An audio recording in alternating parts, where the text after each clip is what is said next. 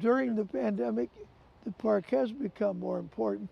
It gives people a place to go where they maybe don't have to wear a mask being outside, let their children run and have fun.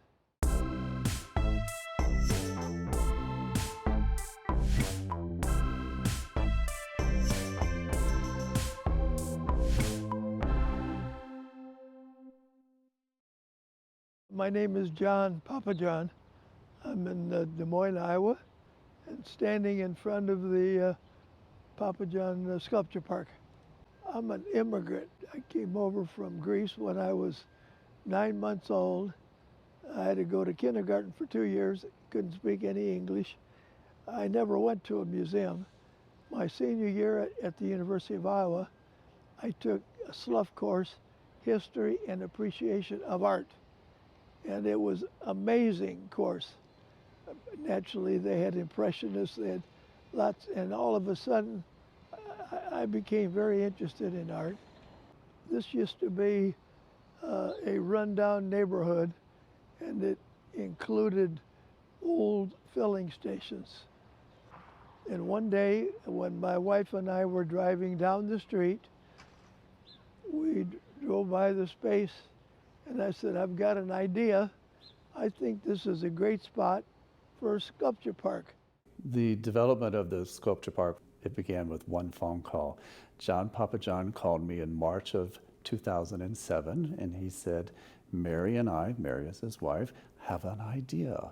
We would like to give the Des Moines Arts Center our sculpture collection, but let's place it in the Western Gateway, which is an open green space in downtown Des Moines.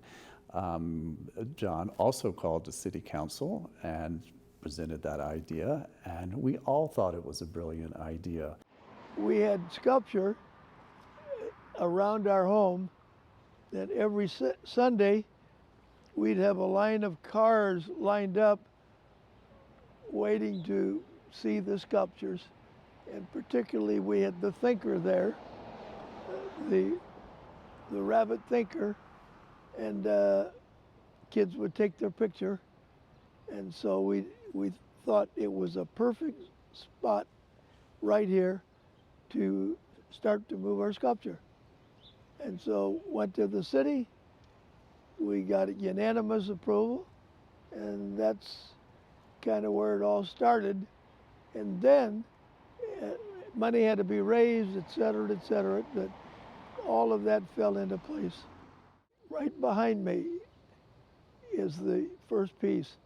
And I think that piece, when we installed it, convinced the city that we needed a sculpture park, because it was people around it all of the time. And they were intrigued. They hadn't seen anything quite like it.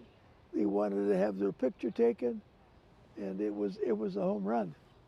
It's a pretty good mixture of 20th century art, and we tried to be aggressive in our acquisitions. Our last acquisition was the Kusama, and they're very hard to buy some of these pieces that we would like to acquire. So we're looking. We talk to dealers, we talk to gallery people, and we keep looking. The sculptures were all gifted to the Des Moines Art Center, and we have an agreement that it must be unanimous. So there is an agreement that any new addition to the sculpture park has to be agreed upon by myself, or a representative of the Arts Center, John and Mary, and a representative of the Parks and Rec Department of the City of Des Moines. Thus far, there's been no issues whatsoever in this agreement. The Arts Center owns and maintains the art. The city owns and maintains the land. And we've had a wonderful relationship, and it's been a great and rewarding partnership for everyone. Des Moines is a great city. It's got culture, but limited culture because we're a small city, and the museum has been terrific, but people are intimidated sometimes to walk in that front door to see what's there, and is there going to be a charge? And the great reason that the sculpture park has been accepted is that there's no fence. There's no fence. They stop their car, they walk in, the kids go running, and it's been a home run.